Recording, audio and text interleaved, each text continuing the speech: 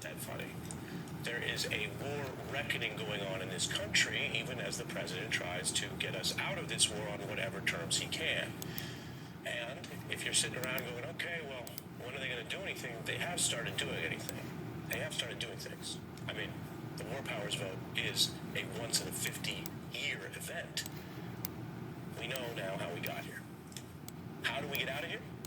Senator Raphael Warnock. We'll ask him when we're back together in 90 seconds.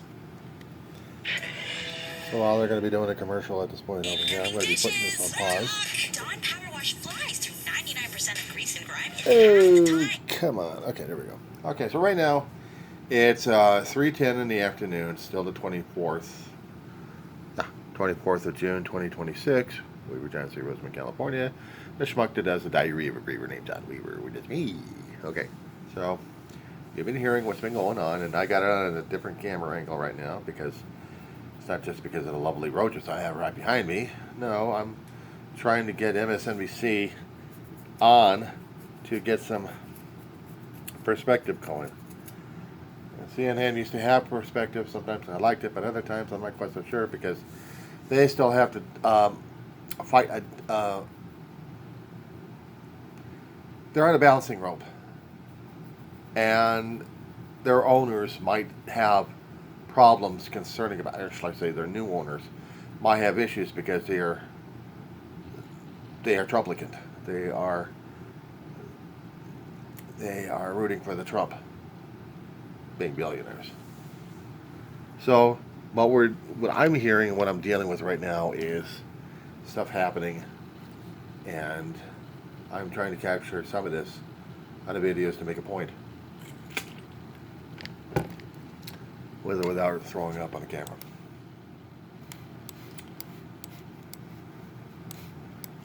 Here we go. Ari. I'm a Democratic Senator from Georgia, Senator Raphael Warnock. He has a new book out, The Crooked Places Made Straight, Reflections on the Moral Meaning of America, out now. You can get yours wherever books are sold. Welcome. Good to be here with you. Good to have you. So I ran through a bunch of issues. Let's start with what is a historic rejection of the president's exercise of his commander-in-chief powers. You were in the body where that occurred. How did that happen? How did we get here? Does it matter? Well, I think it's an important inflection point.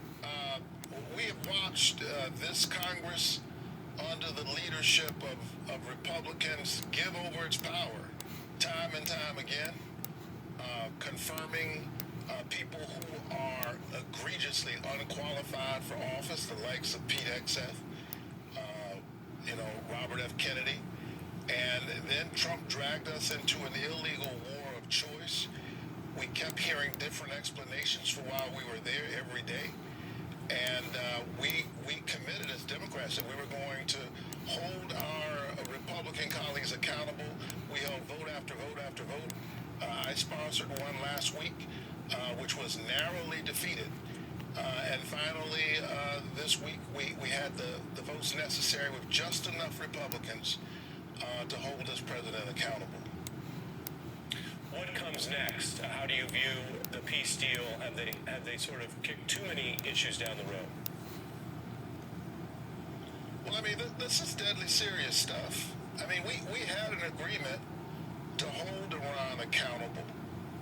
Iran cannot have a nuclear weapon. We can't allow that to happen. And we had an agreement which held them accountable, which required regular inspections. And Donald Trump tore up that agreement because Barack Obama put it together. And here's where we are. And an issue as serious as that is outstanding. It's still unresolved.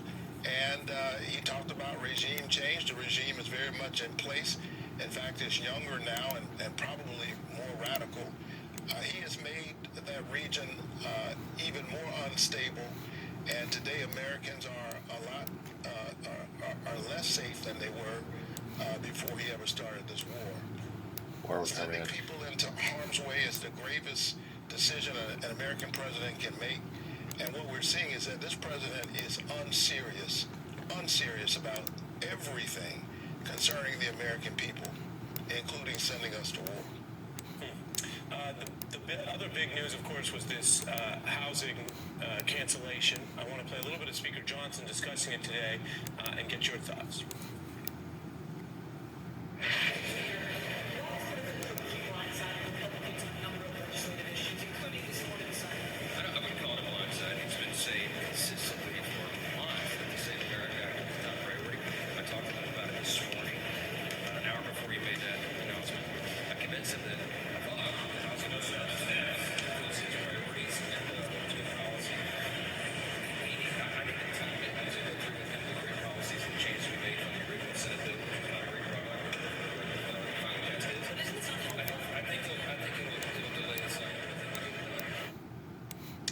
So what happened here, and you were part of efforts to try to actually have more regulation and protect homeowners or would-be homeowners over what might be a more Wall Street system. So tell us about what you were working on and what's going to happen here. Look, in this divided moment in our country where the partisan differences are real and deep, we managed to pass through the Banking, Housing, and Urban Affairs Committee, which I'm a member, a housing bill, which hasn't been done in about a generation. And I mean, think about this. Tim Scott is the chair, and Elizabeth Warren is the ranking member. You know, it sounds like a joke that went bad. Tim Scott and Elizabeth Warren walked into a bar, but they came out with a bipartisan bill. It passed unanimously through our committee. It passed overwhelmingly through the Senate, passed the House. Here is the thing: Americans are hurting. People are struggling. Housing is unaffordable.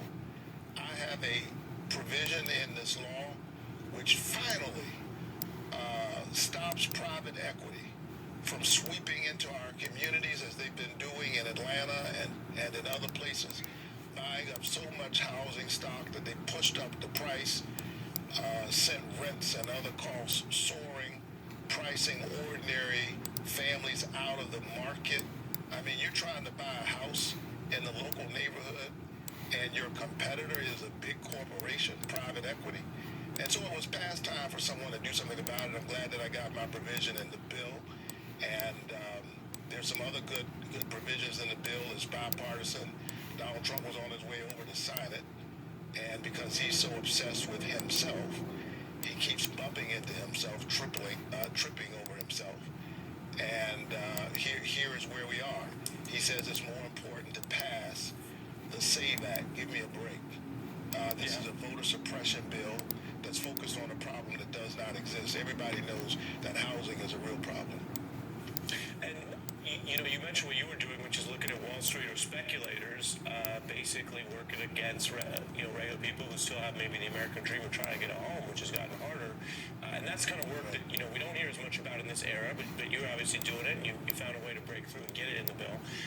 The other thing that's going on, of course, is a lot more speculation and AI-related investment on Wall Street.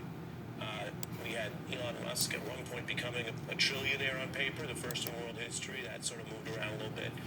But I'm curious, given your mention of private equity and what Musk has done just in the last week, and what two other big AI companies want to do in the coming year, we're told, is take up a few $1 trillion. Do you view that as risky for the public? Do you think there's enough knowledge and regulation on this? And should Congress do anything? Donald Trump's economy is working very well for people like Elon Musk. This announcement that we have for the first time in human history, something called a trillionaire, that's not good news. That is a reflection that because of deep structural issues in our politics, wealth is increasingly concentrated at the top, and the divide between the very, very wealthy and the rest of us has gotten wider and wider. People feel it in their pocketbooks, and they feel it in their soul. There's a kind of soul weariness in our country because Americans are seeing the growing divide between the ideals of our country and where they actually live, their ability to keep the promises that all of us make to our children, and so they're soul weary, which is why I wrote my book, which is a kind of sermon to the country as we approach the 250th anniversary of the country, the crooked places made straight. I can tell this town increasingly is owned by private equity, owned by the wealthy and the well-connected. So much so that even when we get something done, it's so incremental in part because our system is awash in money, and so we've got to give the people their democracy back. Donald Trump has added to this problem, and he continues to assault the voices of ordinary Americans with this foolishness about passing the SAVE Act, with his audacity of sending the FBI into my Fulton County, Georgia, in order to snatch up ballots, subpoenas harassing ordinary election workers. All of this are signs of the democracy being under assault, but we can't lose hope.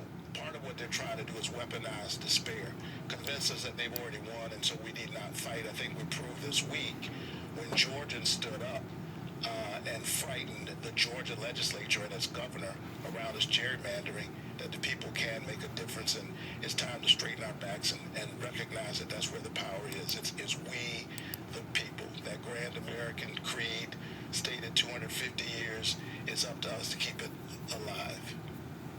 All big thoughts tonight on more than one issue. Senator Warnock, thank you so much. I'll remind folks, the book, which he was just referencing, is called The Crooked Places Made Straight: Reflections on the Moral Meaning of America.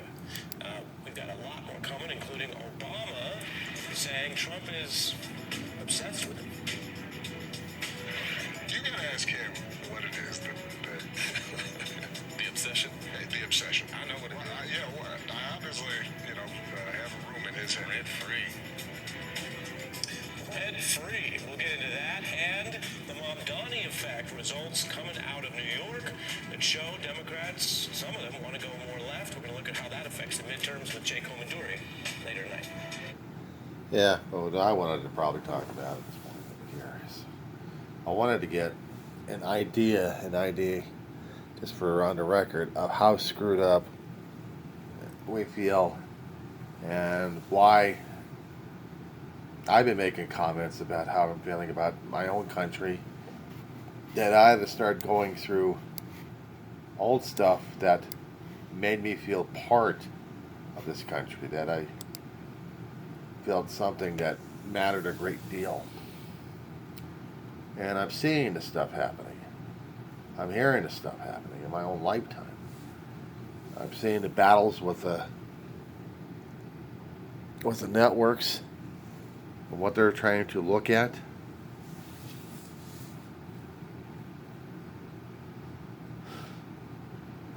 And things that we've tried to do to make better taken away from us. Food, which is one of the necessities of life, and we need to keep our bodies going. Access to that food denied because either our financial or something else doesn't merit or rate us having that food.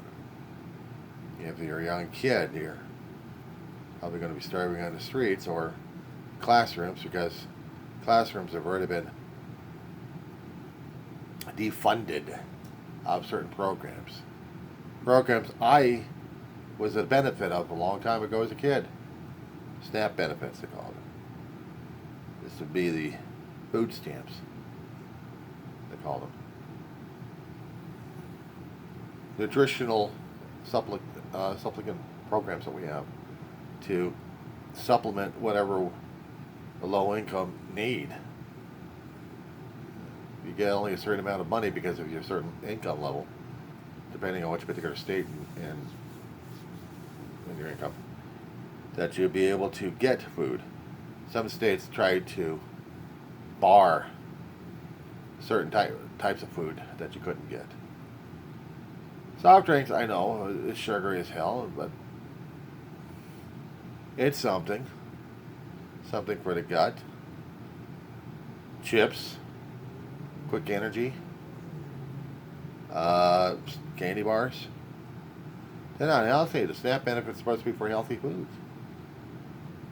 Right, and sometimes we use them for healthy foods when we can afford them, when we can get them. But if it's the cheapest stuff is their processed food, I know they talk about obesity all the time. Yeah, you look at me these days. But even if you can't get the right kind of foods, quote unquote the right kind of foods, you're being denied because of whatever kind of head games that they're playing and support mechanisms taken out. Lawmakers, both state and federal, deciding you're not worthy. Hearing the thought patterns of these individuals out there who keep telling us that we're not worthy because they say so. Kind of sucks. Said before, I had been a recipient a long time ago. I still am.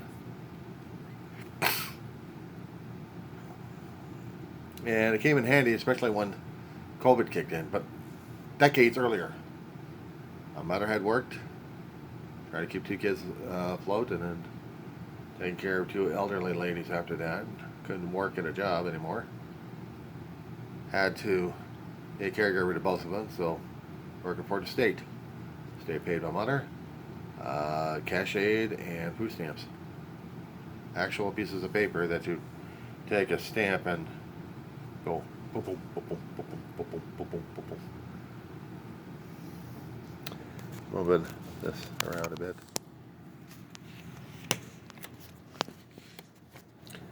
Okay, so food stamps in the denominations of 1, 5, 10, 20. And it depends on what your income was, of how much you were going to be getting for that month, and how much you had to stretch that. Sometimes you had about $200 or $300 if you're lucky enough, maybe 4. Depending if you were really destitute during those days, and that you were able to get barely a month's worth of groceries out of it. You stretched it good, and you ate very little. You could have stretched it out. Maybe there would have been something left for sodas or even a bag of chips. I'm not talking about a small bag of chips. I'm talking about a large bag of chips when they actually had them those days. And they weren't $7 or $8 to get a bag of Doritos. Man, they were about $1 or $2. And even then, tortilla chips, there's something in the gut.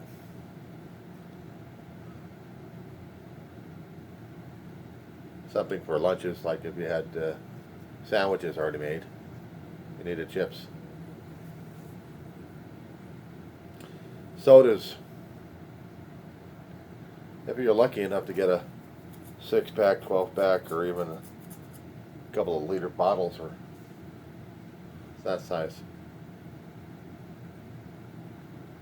And sodas, yeah, they're sugary drinks. Much like if you happen to get not just a high C liquid stuff.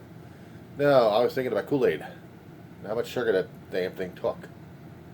In order to have those Kool-Aid drinks, you had to have the powder, flavor powder, which tasted nasty without the sugar, by the way. So you had to read the instructions and measure it out, and also try to analyze if this is towards your sugar level or not that you can actually stand. But you could make a gallon out of a packet. It was cheap. Cheap to get the packet. Not cheap enough for the damn sugar. If you weren't going to be using the sugar for anything else, like cereal or coffee. But I could stretch out a bag these days, with or without the coffee. I used to use a lot of sugar as a kid. If I was getting Cheerios or anything else that didn't have sugary tasting. And about 2 teaspoons. For a kid of my taste, those days, that was needed. That was needed.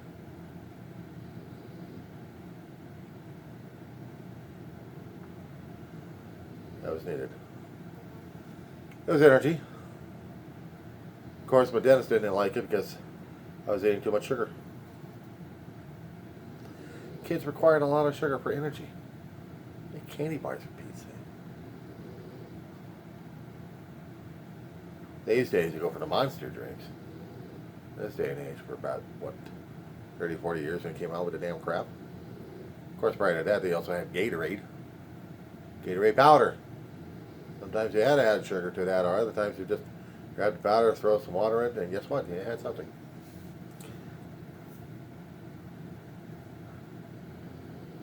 But I've got people trying to screw up SNAP benefits for a hell of a lot of people out there.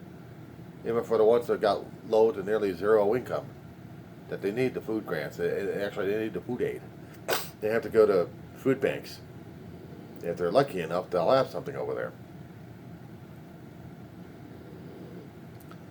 Price of food's going up. The food banks are getting hit hard. They're not getting enough donations. And I'm hearing Trump complaining that a housing bill didn't mean a damn thing, but he wanted to do voter interference like crazy to make sure that he stays in power, or his group stays in power, or his family stays in power, one of those three. That somebody stay in power. And definitely not the people who are liberals, or on the far left, or leftists, or the terrorists, or Antifa, or something else going through his damn head.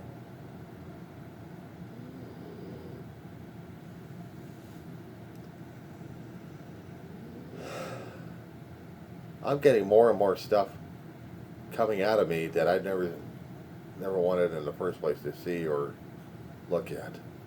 I'm seeing the darker nature of my own self, and it's freaking driving me nuts. People want, yeah, they want. But what the hell do I want? What the hell do I need? I need to stay out of people's way. Actually, I need to stay out of those assholes who definitely want to control everybody because they have this absolute need to control everything, and they're fearful of everything.